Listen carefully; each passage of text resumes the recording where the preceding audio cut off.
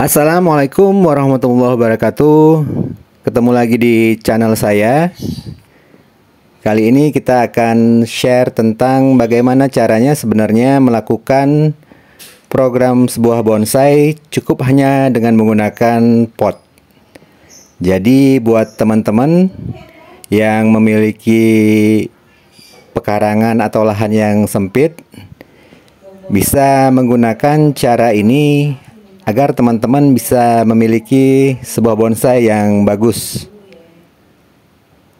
Teknik ini sebenarnya sangat mudah untuk kita terapkan kalau kita memahami tips-tipsnya. Jadi di sini saya akan sedikit berbagi informasi bagaimana caranya melakukan program sebuah bonsai hanya dengan menggunakan pot. Ini salah satu contoh yang saya lakukan, program yang sedari awal saya taruh di dalam pot dan tidak pernah di ground. Pertumbuhannya cukup bagus, subur, dan kita bisa menghasilkan bonsai yang berkelas dengan teknik ini. Sebelumnya bahan bonsai ini saya tempatkan di pot yang sedikit lebih besar dengan diameter 30 cm dan tinggi juga kurang lebih 30 cm. Nah, ini sudah saya pindah. Sekarang ini diameter potnya kurang lebih 25 cm. Lanjut, apa saja yang harus kita perhatikan ketika kita hendak melakukan program bonsai di dalam pot? Yang pertama harus kita perhatikan adalah skala atau ukuran dari bonsai yang akan kita program di dalam pot. Karena kita memprogramnya dari pot atau di dalam pot, tentu saja ukuran yang ideal untuk bahan bonsai yang akan kita program adalah maksimal itu ukuran small. Karena kalau lebih besar dari ukuran small itu, maka dia tidak akan efektif. Karena tentu saja wadah yang kita gunakan juga kecil. Jadi saya sarankan kepada teman-teman, kalau ingin membuat program bonsai di dalam pot, paling besar itu ukuran small. Tapi kalau ukuran ke bawahnya malah lebih baik. Dan yang kedua, yang harus kita perhatikan kalau kita ingin membuat program bonsai di dalam pot, agar cepat mendapatkan hasil, maka bahan yang harus kita pilih adalah bahan yang berasal dari cangkokan. Karena kalau dari bibit atau dari biji maksud saya, maka prosesnya akan sangat lama dan tidak maksimal. Pertumbuhannya nanti akan sangat lama dan sangat sulit mendapatkan hasil yang kita inginkan. Tetapi kalau dari cangkokan, kita dapat melakukan modifnya dulu di atas, dalam artian sebelum kita cangkok. Jadi teman-teman bisa memilih bahan-bahan yang sudah paling tidak ada percabangannya, sehingga nanti ketika turun cangkok, kita tidak memiliki PR yang banyak untuk membuat percabangan dan gerak dari program bonsai yang akan kita buat. Nah, dengan mencangkok ini juga kita akan mendapatkan perakaran yang penuh. Jadi biasa hasil dari cangkokan ini memiliki perakaran yang bagus. Akarnya banyak, penuh, sehingga kita gampang untuk memilih nanti perakaran-perakaran mana yang akan kita gunakan. Baik itu kita mau menggunakannya on the rock ataupun tidak. Kita bisa memiliki banyak opsi untuk gaya yang akan kita buat nantinya.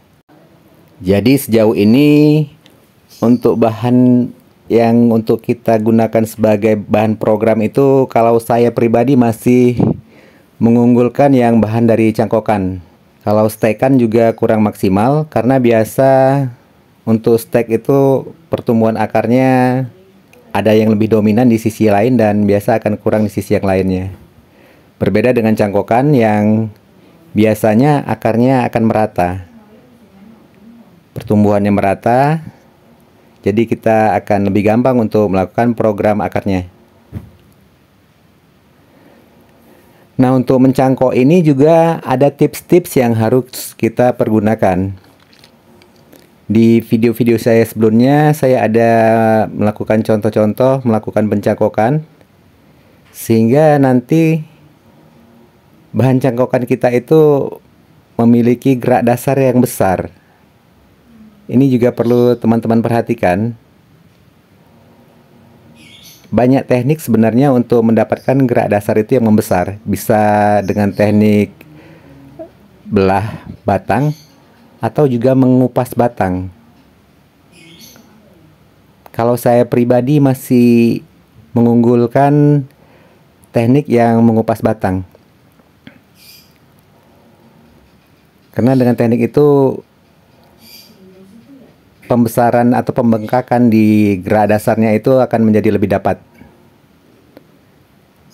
Dan untuk pecah batang itu ada beberapa ID malah yang dia tidak mati tapi pertumbuhannya nanti akan sedikit stuck dan lama untuk menutupnya. Jadi saran saya lebih baik menggunakan yang congkel batang. Nah, ini salah satu hasil cangkok yang menggunakan congkel batang. Ini di bawahnya sebenarnya ini lebih mengembang, lebih membesar di bawah. Sehingga nanti kalau akar-akarnya keluar dan membesar, kita naikkan sedikit, maka ini tampilan di bawahnya ini nanti dia membesar. Itu juga salah satu tips agar nanti program bonsai yang kita buat itu benar-benar mendapatkan hasil yang maksimal.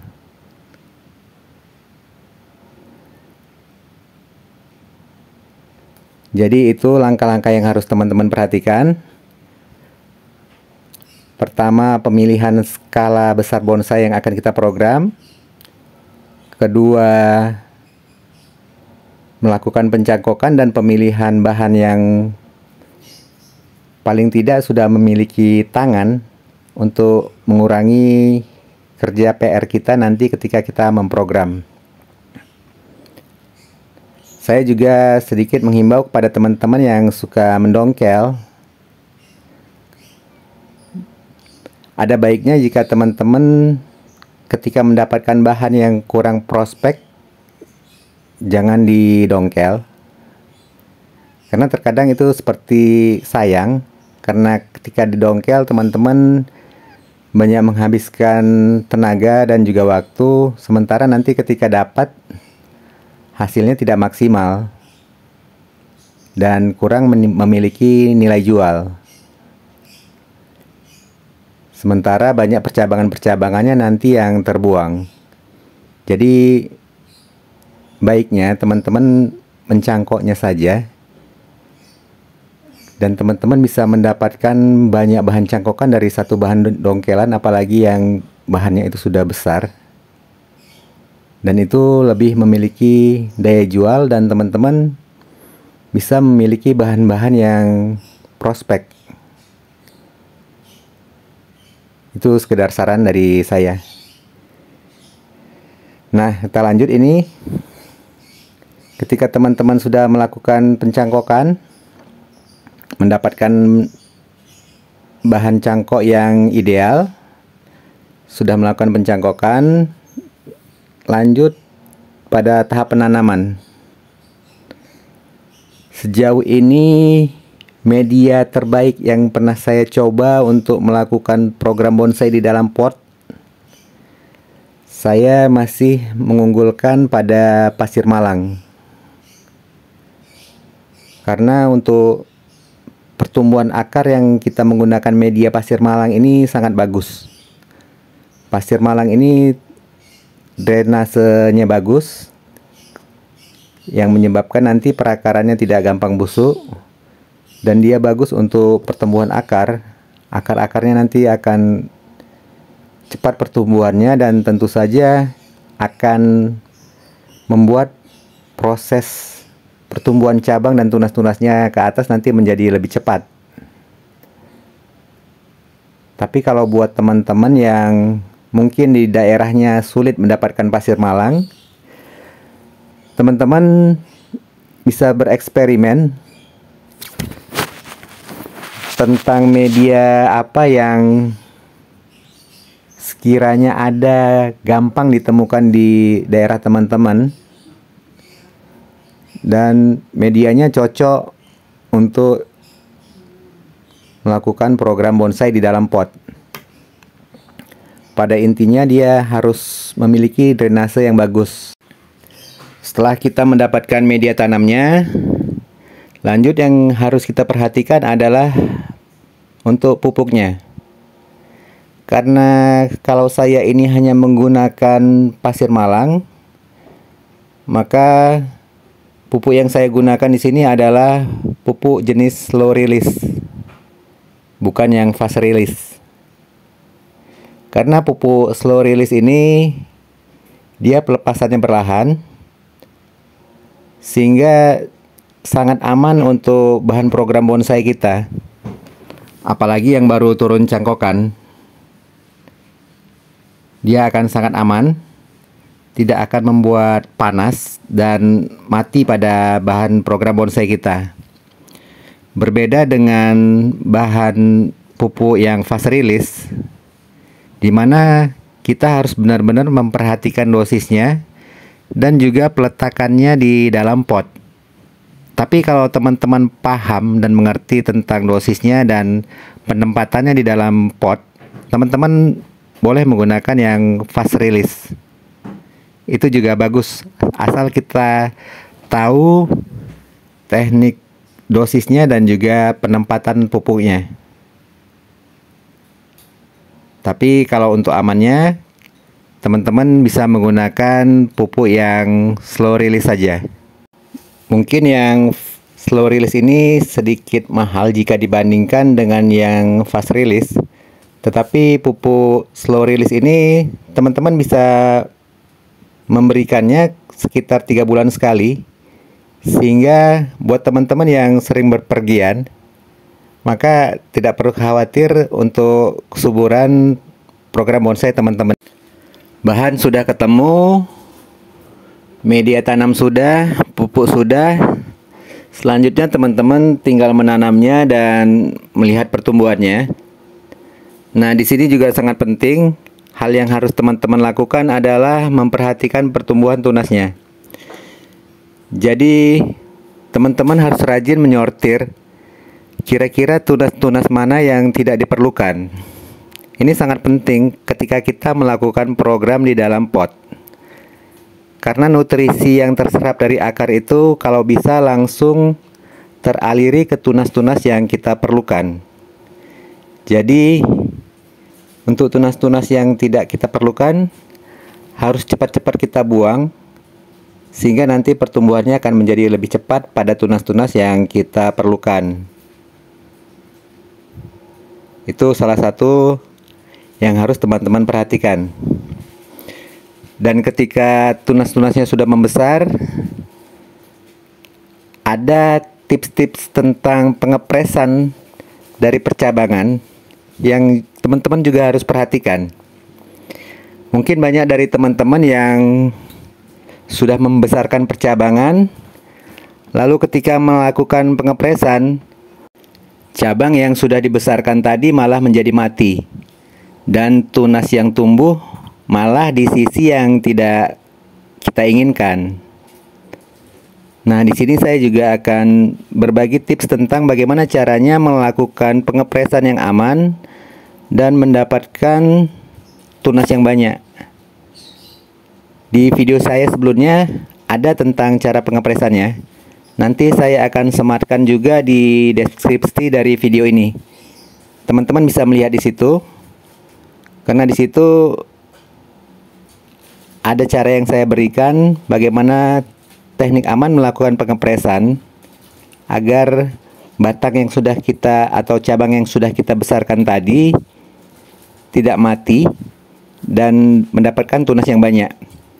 Dan di video itu juga contoh yang saya lakukan adalah di pohon yang sekarang ini. Jadi ini adalah hasil dari teknik pengepresan yang saya lakukan di video saya sebelumnya.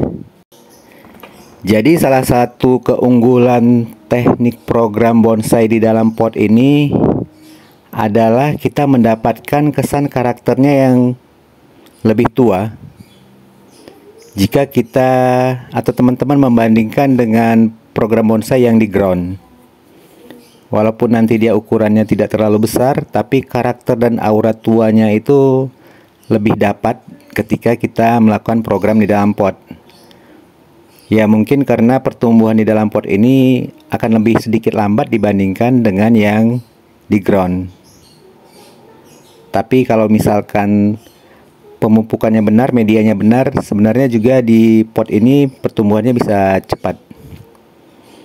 Mungkin teman-teman pernah melihat beberapa bonsai yang secara bentuk mungkin dia tidak terlalu bagus, tetapi karena kesan tuanya dan umurnya yang tua, bonsai itu terlihat menjadi lebih indah. Auranya lebih keluar, karakternya lebih keluar, dan itu memang sangat berpengaruh sekali dengan penampilan sebuah bonsai. Dan dengan teknik program di dalam pot ini, kita dapat mendapatkan efek tersebut dan aura tersebut, sehingga bonsai kita pasti akan menjadi lebih bagus dan indah. Kira-kira itu yang bisa saya sampaikan tentang teknik program bonsai di dalam pot. Mudah-mudahan bermanfaat bagi teman-teman semua. Jangan lupa untuk like, komen, dan subscribe, dan kita belajar bersama-sama. Salam satu hobi, tetap berbuat kebaikan.